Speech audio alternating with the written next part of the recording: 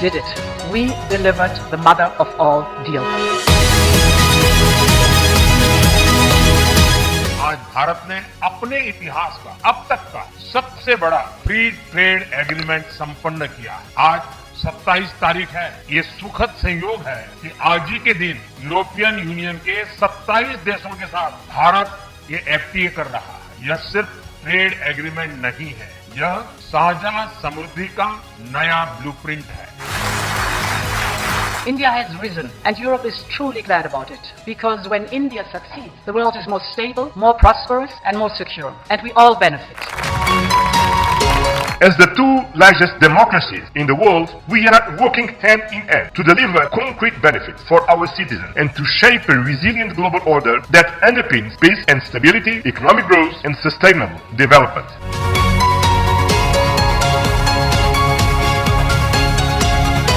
भारत और European union का सहयोग एक पार्टनरशिप फॉर ग्लोबल गुड है। आज ग्लोबल ऑर्डर में बड़ी उथल पुथल है। ऐसे में भारत और यूरोपियन यूनियन की साझेदारी अंतर्राष्ट्रीय सिस्टम में स्थिरता को मजबूती देगी। जय हिंद दोस्तों। भारत और यूरोपीय यूनियन ने मंगलवार यानी कि 27 जनवरी को एक ऐतिहासिक, महत्वाकांक्षी और व्यावसायिक रूप से बेहद महत्वपूर्ण मुक्त व्यापार समझौता फ्री ट्रेड एग्रीमेंट पर हस्ताक्षर किया। यह दोनों देशों के बीच होने वाला अब तक का सबसे बड़ा मुक्त व्यापार समझौता है। इसे, जैसा कि आप सभी को पता है, कि इसे नाम दिया गया मदर ऑफ ऑल डील्स। अब मदर ऑफ ऑल डील्स इसे क्यों कहा गया? तो मदर ऑफ ऑल डील्स कहने के पीछे का मेन कारण यह है कि यह समझौता लगभग 200 करोड़ लोगों को प्रत्यक्ष अप्रत्यक्ष रूप से लाभ देने वाला है। 200 करोड़ पॉपुलेशन को इस समझौते से प्रत्यक्ष अप्रत्यक्ष रूप से फायदा होने वाला है। अगर हम इस समझौते की प्रमुख बातों की बात करें कि इस समझौते के प्रमुख बिंदु क्या हैं, तो यह समझौता भारत और यूरोपीय संघ के बीच 180 बिलियन यूरो का है।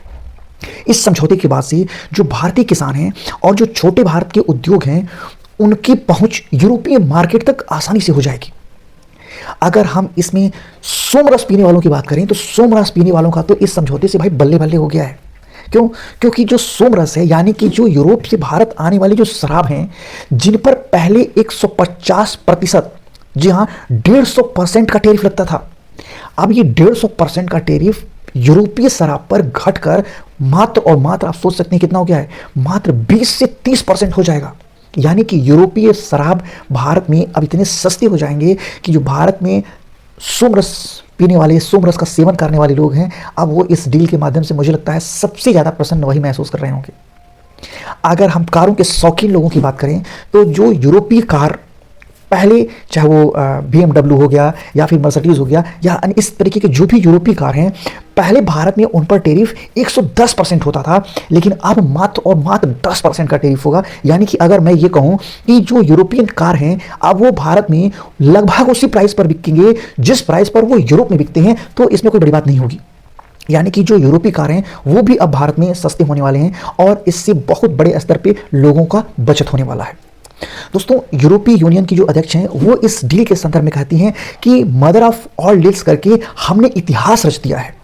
लेकिन यहां पर एक और बहुत ही महत्वपूर्ण चीज है कि यह डील लगभग 17 सालों से पेंडिंग था। भारत सरकार अपने देश के किसानों के पक्ष में किसी प्रकार का कोई भी समझौता नहीं करना चाहती थी, इसीलिए यह डील लगभग 17 सालों से पेंडिंग में था। लेकिन अब जाके आज सिचुएशन ऐसी रही कि जो यूरोप है, यूरोप को भारत की जरूरत थी और तब जाकर यूरोपीय यूनियन भारत की शरण में आया। और इसमें सबसे महत्वपूर्ण योगदान एक तरह से देखा जाए तो ट्रम्प चचा ने निभाया। अब ट्रम्प चचा तो इस डील से भाई बहुत ही नाराज हैं, इसमें कोई दो राय नहीं है। ट्रम्प चचा ने कहा, यूरोपीय यूनियन के जो देश थे उनके ऊपर टैरिफ न लगाने की भी घोषणा कर दिया था। यहां तक कि कह दिया कि अब हमको ग्रीनलैंड से किसी प्रकार का कोई बहुत ज़्यादा मतलब भी नहीं रहेगा। इसके बावजूद भी यूरोपीय यूनियन भारत के शरण में आ गया और यह भारत और यूरोप दोनों के लिए बहुत ही बड़ा फायदेमंद साबित होने वाला है। इसमें कहीं कोई दो राय नहीं है। बाकी इस समझौते पर आपकी क्या राय है, आप भी अपनी राय जरूर दीजिए। जय हिंद।